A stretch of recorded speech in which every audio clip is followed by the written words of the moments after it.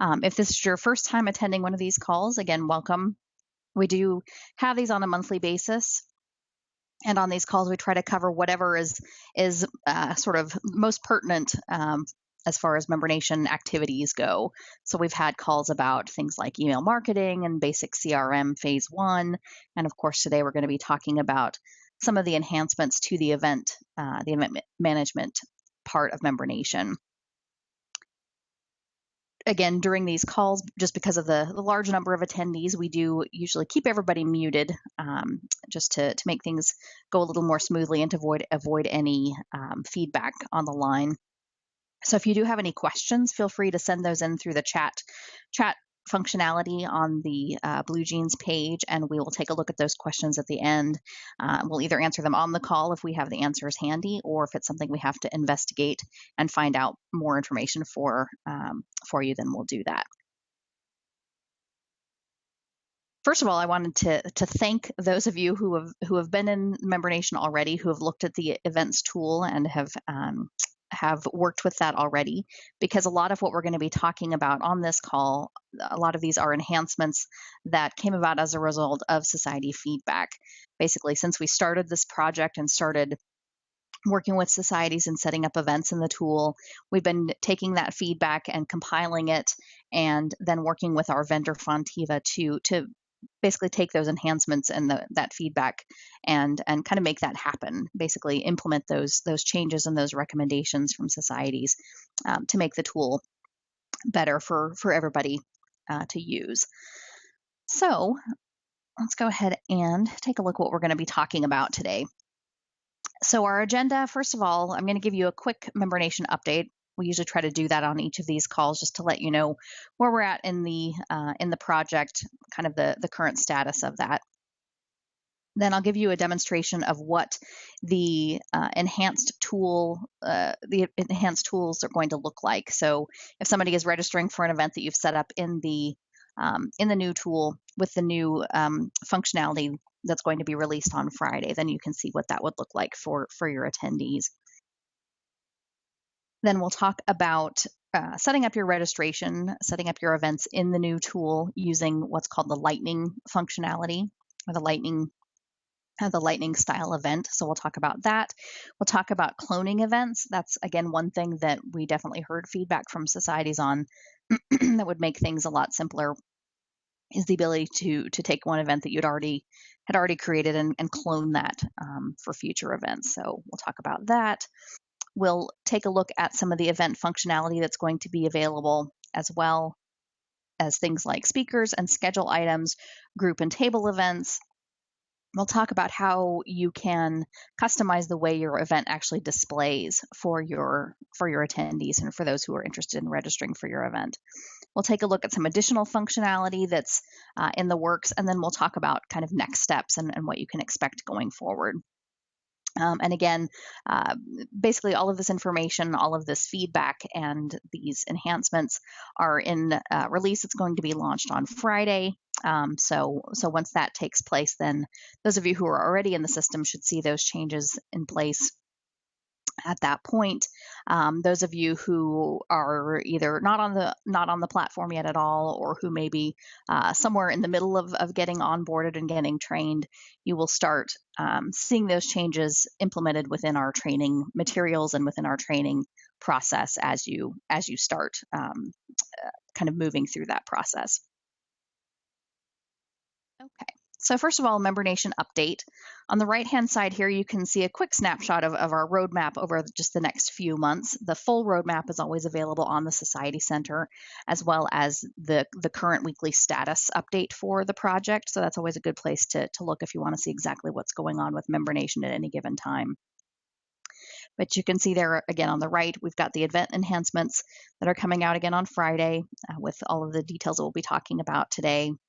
We'll also be releasing later in June, we'll be releasing the CRM Basic Phase 2, where societies will have the ability to create activities, assign tasks, and work with accounts. And we'll also be releasing some additional information for the platform itself. So support for the Canadian Anti-Spam Law, or CASL, information about contact data ownership, single sign-on login design options, and some other goodies like that. So again, that's kind of what's coming down the pike. On the left-hand side, then you can see where we're at right now. Again, the event management tool was the first piece of the MemberNation platform that was launched. We have now 18 societies using the platform. They've launched 6,800 registrations for about 200 events, and we have a whole slew of societies who are in the pipeline currently, either configuration, gathering details to get societies onboarded, farther along in the onboarding process, or actually in the training phase. So again, we'll see that the number of active societies in the tool grow over the next couple of months. The basic CRM phase 1, this is some functionality that is integrated alongside the tools themselves. So while you're setting up your events, or while you're working on creating your email templates to send out, societies are also able to see their contacts within the system. Basically, all of the same contact information that they would have, or the same contact records that they would have seen within the society portal. Societies are able to see that same information within MemberNation, and they can also do certain things like add attachments, or add notes about some of those contacts and things like that. So, and then the email marketing piece was also launched earlier this year, and we have some draft communications that are available as part of that email marketing template, or templates that can be used as part of the email marketing tool. So that's kind of where we're at with the MemberNation project itself. So let me go ahead now and show you what an event would look like that's set up within this new Lightning environment. Okay, so this is an event that I set up in our test environment. You can see that it definitely looks quite a bit different from events set up within the old interface for those who have already worked with MemberNation. You can see, again, you still have the ability to have banners, and right now the Register Now button is kind of front and center, stands out there. You can see the city and the date and time for the event. But then what you have down below, you have different tabs that you can click on to see more details about the event. So we've got an overview tab with just some information about the event in general. You can actually set up specific agenda items within your event itself. So you could have an event that runs for 4 hours, but you might indicate that the first half an hour is kind of a plenary session that everyone can attend, and then you could branch out into different tracks with different sessions that individuals can choose from when they're going through the registration process. And those different sessions can have not only can have separate tickets set up on them, they can also have different pricing set up on them. So if you want to have an event that has the option to choose, a golf tournament as part of it, or just a meeting, or you can do both, then you have the ability to price those separately. Within the venue tab, you can have details about the venue itself, including imagery. And then down below, you can have an actual Google map showing you where that venue is.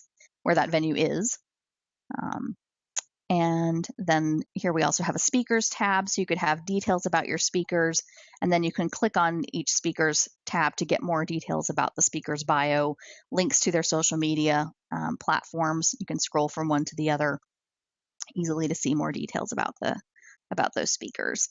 And there are other tabs that are available as well, and we'll take a look at that when we start going through and looking at how you can actually set up the tabs and the functionality there. But let's go ahead and take a look at what this looks like if we were to go ahead and start registering for an event.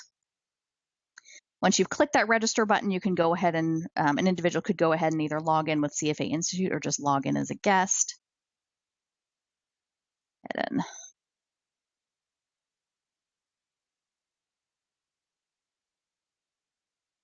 start that process. Then on the next screen, the individual would be able to choose which ticket they wanted to purchase. You can see here that you have the ability to have group tickets. And again, we'll talk about that in a little more detail. And you can so you can have group tickets if you'd like, or you can have general tickets, and you can base the capacity of each type depending on how you want your pricing to be structured. So for this example, I've got 3 tickets remaining of the group ticket type with the pricing of $125. And then down below, I've got 83 tickets remaining. And in this case, it does not matter if they're general tickets or member tickets. So again, if for your particular event, you don't need to define how many are actually general tickets and how many are member tickets, but you just want a total of 100 out of that group, then you can set it up this way. So let's go ahead and say that we want to choose one general ticket. Move on to the next screen.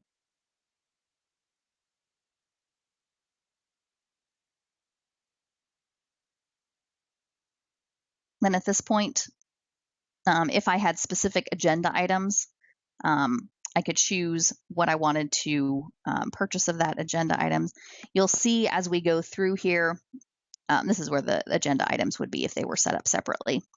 But since they aren't, then it's gone ahead and taken me through to the payment page. And I'll point out here, you can see that I have this countdown telling me how much time I have left to complete my registration. And we'll talk about exactly what this means in just a minute. And if we go to checkout,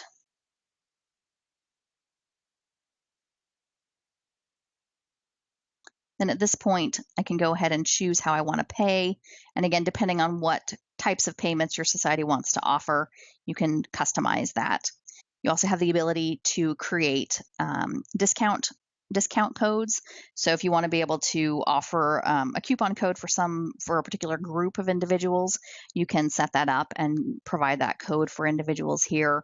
Or if you want to set up pricing so that individuals who are members of your society automatically get a member rate, you can set the system up that way so that once they log in, then the system will recognize them and offer that rate automatically.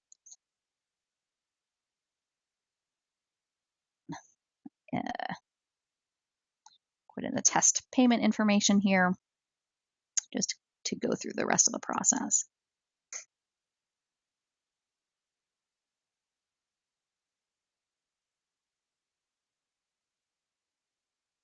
And then the individual would get a confirmation, see the confirmation screen, and would also receive a confirmation email.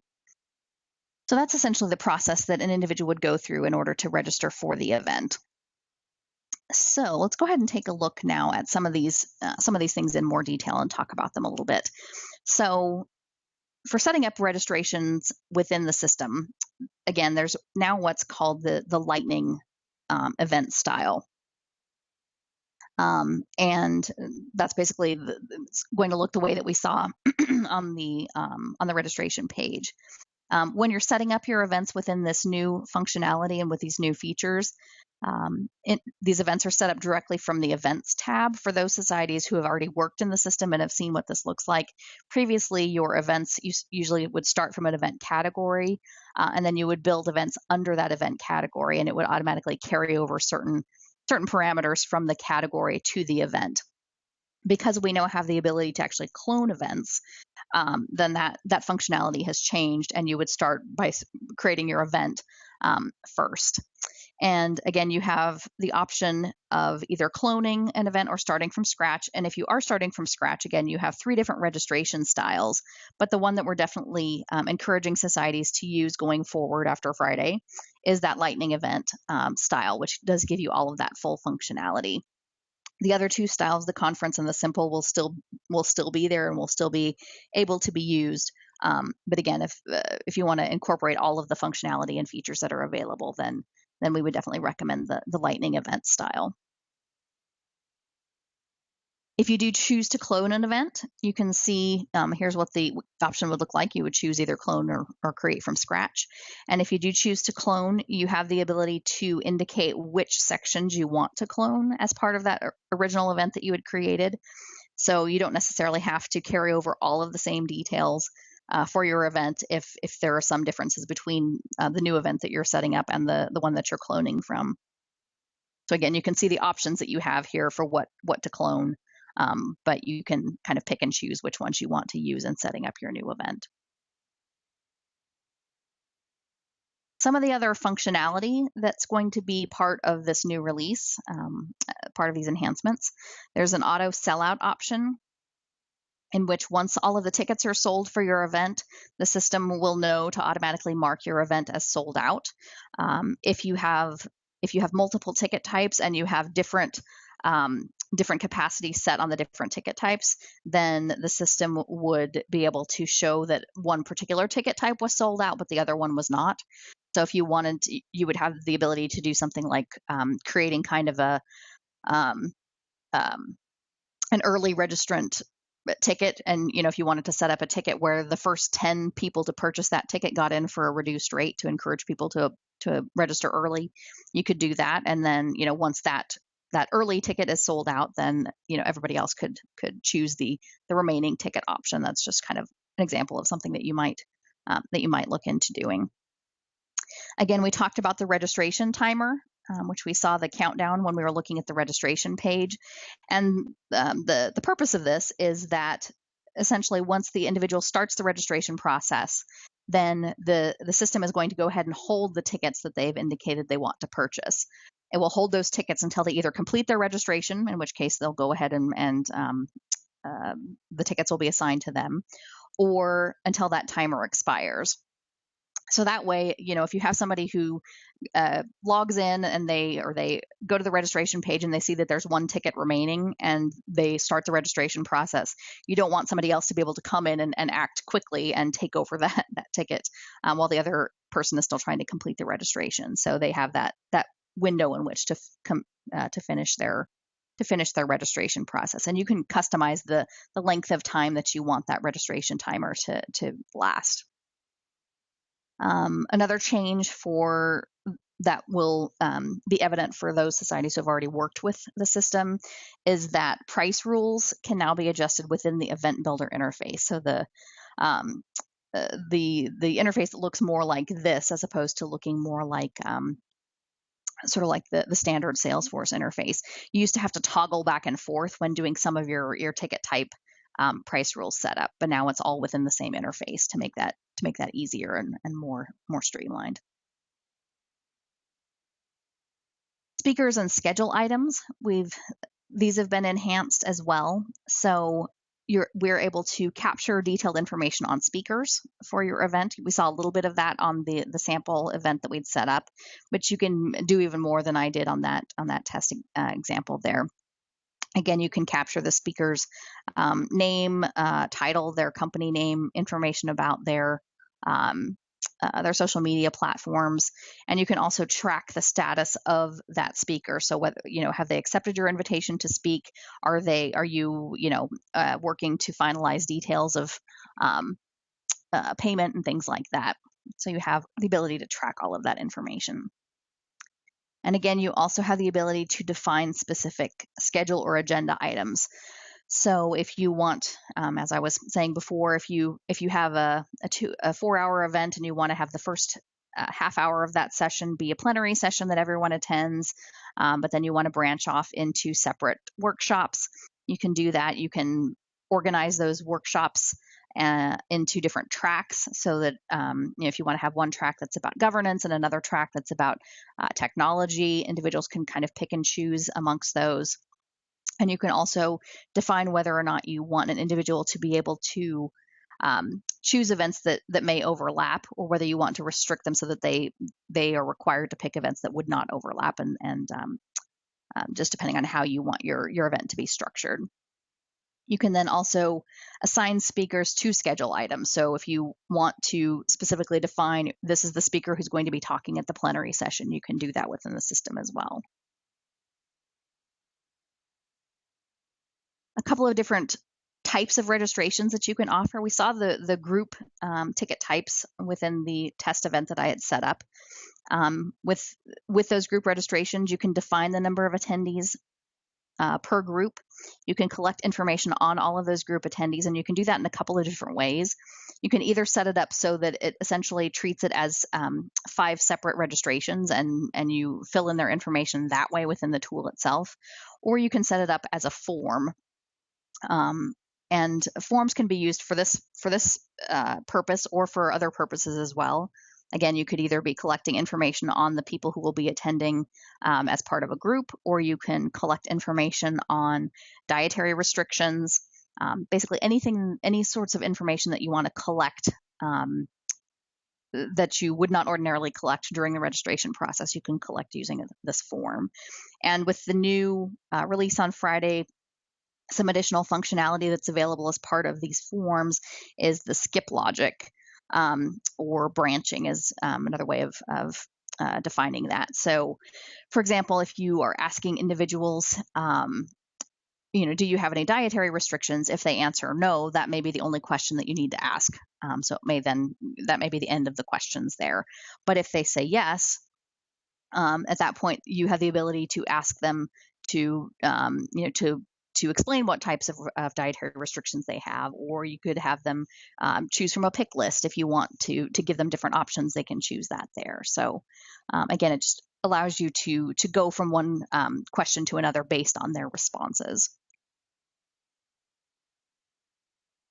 Table events are kind of similar to group registrations, but it's more of a kind of the idea of having assigned seating almost. So you might set up a table for your speakers, and those individuals would specifically purchase tickets for that specific table. At a charter award ceremony, you might have another table that's specifically for the new charter holders. And so you would have tickets available specifically for that table. You can define the pricing for the tickets at those different tables, depending on how you want your event to be set up. So again, it's just another way to kind of define your event and to set it up and take payment in the way that makes sense for your society.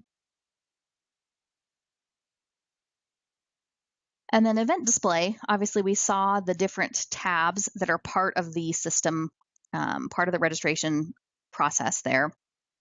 So what you can do is you can define the tabs that you want to appear and the order in which you want them to appear, and you can have a different set of tabs based on the status of your event. So you might have one set of statuses that are available when your event is still in the planning stage. You may not want to, if you are still working on ironing out your venue or your speakers, you may not have those tabs visible. You might just put up your agenda and your overview. Then when your event is active, you might go ahead and have all of those tabs visible there, including your speakers and your venues. And then after your event is closed, you might not need some of those details as well. You might you might decide not to have the agenda information there any longer, but just have some kind of post-event information as part of that event page. Another enhancement that's going to be part of the release is that registration capacity is defined across all ticket types. So with the system previously, it was always a little bit tricky trying to iron out how many tickets of any given type were remaining, depending on how you had your event set up. If you had multiple ticket types, and one ticket type was running out, but you still had a bunch of other ticket types, and you might need to do some manual adjustments there, so that could be a little bit tricky. But now, as we saw, you're able to define an overall capacity for a group of different ticket types if you would like, so that makes it a little easier to manage that. And again, you can see here the manage inventory option, where you can group together types of tickets and the capacity that they have for each of those ticket types. All right, so before we talk about some of the additional functionality that's coming, let's go ahead and take a look at what the back end of the event looks like here. So while this is coming up, for those of you who have worked in the Event Builder platform already, it's going to be somewhat similar in the way that it looks, but there are going to be more tabs that are available on the left, so there are more functionality and more things that you can kind of customize. So as we start working in this, you'll see the preview kind of on the right-hand side, but there are these different tabs that you can click in to make changes to your event. So here we've got the Event Info tab, You can see I've got the name of my event. You can have a display name that is different from the internal event name. So if you want to refer to your event in one way internally, but a different way on the public facing pages, you can customize that here. You can define the overall ticket capacity for your event. Again, here's that auto sellout option that we talked about.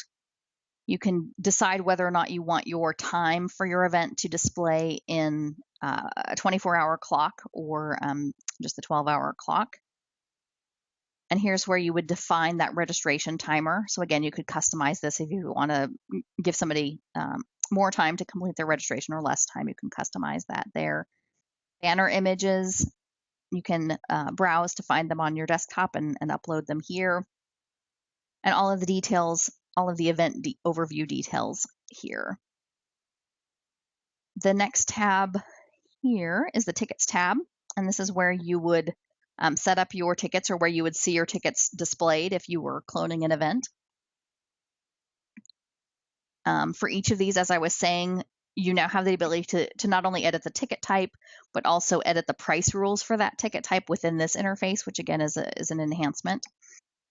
Some of the types of information that you can change when you go in to edit your ticket type.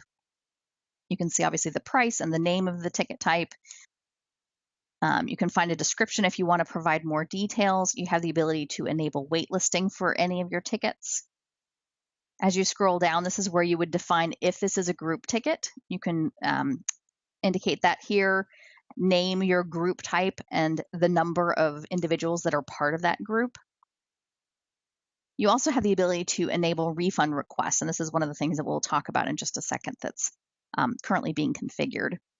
You can also indicate how many tickets are, if you want to be able to indicate how many tickets are remaining on the registration page, you can check that here.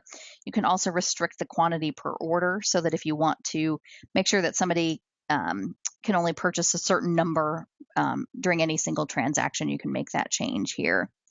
Attach form, this is where if you've created one of those forms that we talked about, you can attach that here to collect information on dietary restrictions or whatever details you need to gather there.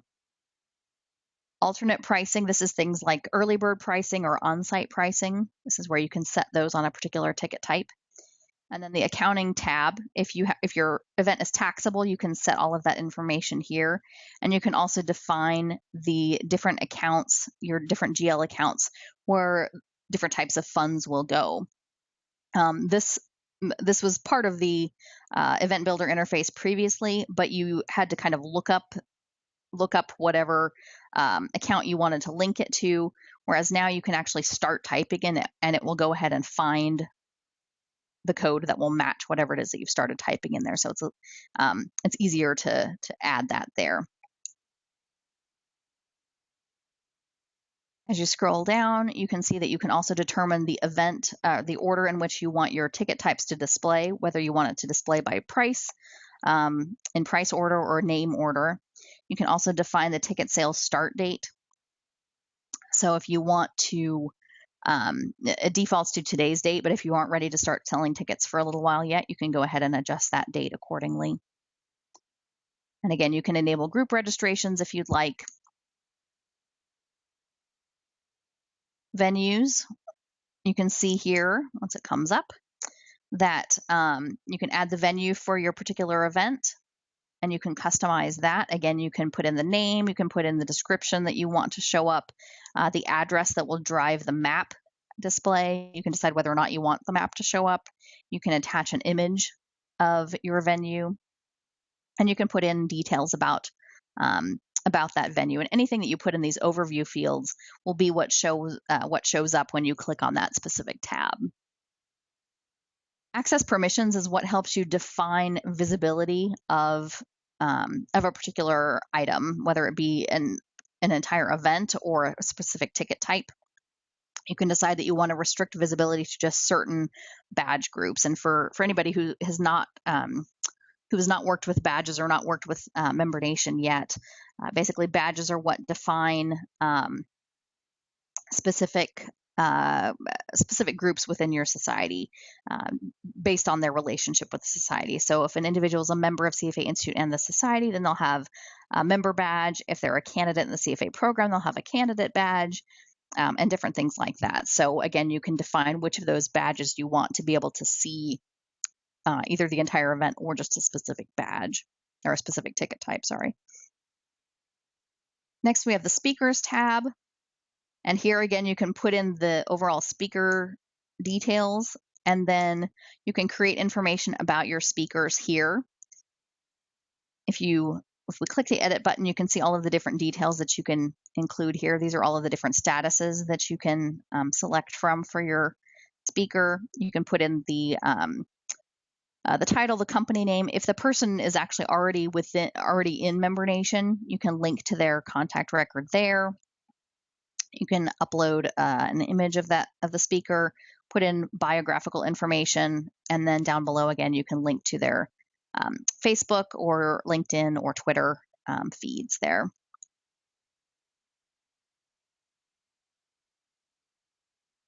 Agenda items or schedule items. Again, this is where you would go in and indicate the different sessions that are part of your event if you want to break that out. We don't have any setup here, but if we take a look here, you can see how this would work. You would basically give your schedule item a name. So this could be your opening session here. You could put in a specific capacity for that particular session. So if you have a larger capacity for your opening session and then each of your breakout sessions has a smaller capacity, you can define that here. You can define the start and end, or the start date and time for your session, and then indicate how long that session is going to last. And you can, again, here you can decide whether or not you want to allow conflicts. If somebody chooses to attend two different things at the same time and they want to kind of move from one to the other, you can give them that option. You can define what room something is being held in, and you can define a specific price for just that session if you'd like. And again, you can attach forms to a specific schedule item if you would like. So if somebody signs up for a particular session and you want to ask questions of of just those individuals attending that specific session, you can create a form and attach that here as well. We also then have sponsor package options. So if you want to have a platinum, gold, and silver sponsorship package for your event, you can create first those packages here, indicate the price that would be charged for those sponsor packages, and then you can define who the sponsors are who have purchased those specific packages. You can also then define the different event statuses. There are 3 that are defined kind of by default: planned, active, and closed. But you can customize those if you would like, or create new ones. And what this, again, will help you do is define the way that your event registration is going to appear based on those different statuses. So if we take a look at the Pages tab here, you can see these are my current statuses. You can see if I click on Planned, these are the tabs that are part of the planned status. So if my event was in the planning stage, it would have these 4 published tabs. And within each of those tabs, you can define what you want to appear. So you can see that for my event page in this planned status, the only thing that I have showing up is event overview. You might decide that on that event page, I want not only the event overview, but I also want to go ahead and have the venue information here, or I want to have a venue map here. So again, you can define what you want to show up, not only which tabs and the order in which the tabs appear, but also what you want to show up on each of those tabs. And again, you can define a different set of tabs based on the status of the event. So then for the active status, we've got these four tabs here. But for this one, for my venue,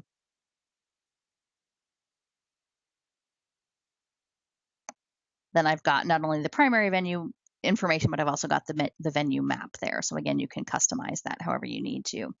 And then you can have a different set of tabs for the closed status. For this example, the only tab that would show up once your event is closed is just the overview tab. So again, different ways to kind of define how you want that to appear. And you can always add brand new pages if you would like. So And then the theme is what kind of drives the way that the way that your event information looks. So this is kind of standard information that we would set up for you during the onboarding process.